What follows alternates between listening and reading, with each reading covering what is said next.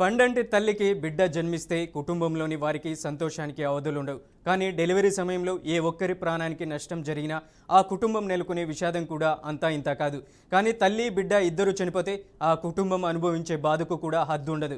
శ్రీ సత్యసాయి జిల్లా కదిర్లోని పద్మావతి హాస్పిటల్లో డాక్టర్ మారుతి ప్రసాద్ నిర్లక్ష్యానికి గర్భిణీ స్త్రీ పసికందు ఇద్దరు బలయ్యారు.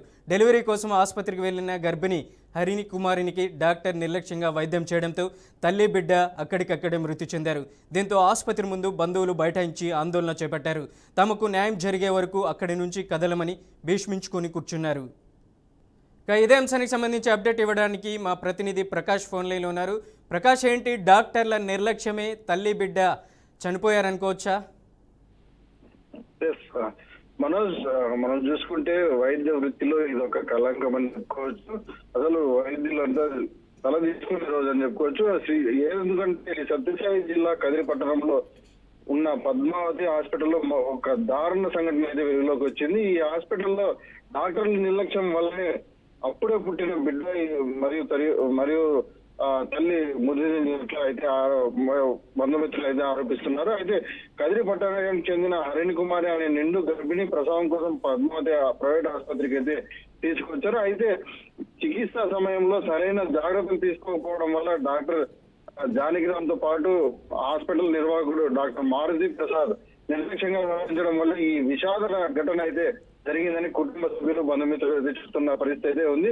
అయితే ప్రసవ సమయంలో మొదట శిశువు మృతి చెందారనేది చెప్పారు. మరి కొద్దిసేపటికే తల్లి కూడా ప్రాణాలు కోల్పోయిందని బంధువులు అయితే ఆవేదన వ్యక్తం చేస్తున్న పరిస్థితి ఉంది. మనం అయితే హాస్పిటల్ సిబ్బంది సరైన సమాచారం ఇవ్వకపోవడం, తర్వాత బాధ్యత లేకుండా వ్యవహరించడమే తమకు చాలా అనుమానాలు కూడా మరింత పెంచుతుందంటూ బంధుమిత్రులు అయితే చెప్తున్న పరిస్థితి ఉంది.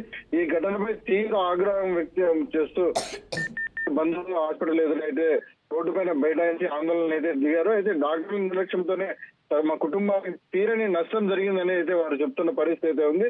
సంబంధిత డాక్టర్లపై కఠినమైన చర్యలు తీసుకుని వారి లైసెన్సులు రద్దు చేసి హాస్పిటల్ ని సీజ్ చేయాలంటూ వారైతే డిమాండ్ చేస్తున్న పరిస్థితి ఇప్పుడు నెలకొన్న పరిస్థితి ఉంది. ప్రైవేట్ హాస్పిటల్లో ఇలాంటి నిర్లక్ష్యం కొనసాగితే పేద ప్రజల ప్రాణాలకు భద్రత లేకుండా పోతుంది అంటూ ఇప్పటికైనా అధికారులు, తర్వాత ఈ ఉమ్మడి జిల్లాకు సంబంధించిన మంత్రివర్యులు కూడా సత్యకుమార్ యాదవ్ కూడా దీనిపైన స్పందించి హాస్పిటల్ ని వెంటనే మూసివేయాలంటూ బంధుమిత్రులు డిమాండ్ చేస్తున్న పరిస్థితి ఉంది. మనోజ్, ఇటువంటి నిర్లక్ష్యంపై ప్రాథమికంగా అక్కడ ఉన్నటువంటి ఏదైతే హాస్పిటల్ యాజమాన్యంపై కూడా చర్యలు తీసుకునే అవకాశం ఉందంటారా? బంధువులు ప్రధానంగా ఏం డిమాండ్ చేస్తున్నారు? ప్రస్తుతానికి బంధువులు, తర్వాత వారి బంధుమిత్రులు అందరూ హాస్పిటల్ దగ్గరికి చేసుకుని ఘటనా స్థలంలో హాస్పిటల్ ఎదురు బైఠాయించి ఒకటే వారు డిమాండ్ చేస్తున్నారు. హాస్పిటల్ ని సీజ్ చేయాలా, డాక్టర్లకు ఉన్న లైసెన్స్ ను కూడా రద్దు చేయాలంటూ కోరుతున్నారు. దీనిపైన పై అధికారులు స్పందించి యాక్షన్ తీసుకునే పరిస్థితి కూడా ఉంది.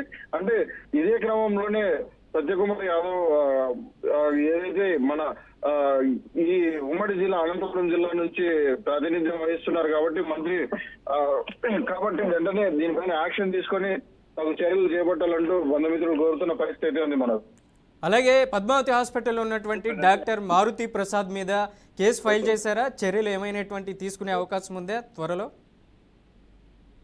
ఉంది. మనం ప్రస్తుతం మనకున్న సమాచారం మేరకు అయితే తల్లిదండ్రులకు, తర్వాత వారికి వారు ఇచ్చిన సమాచారం ప్రకారం హాస్పిటల్ పైన అయితే తీవ్ర ఆగ్రహం వ్యక్తం చేస్తున్నారు.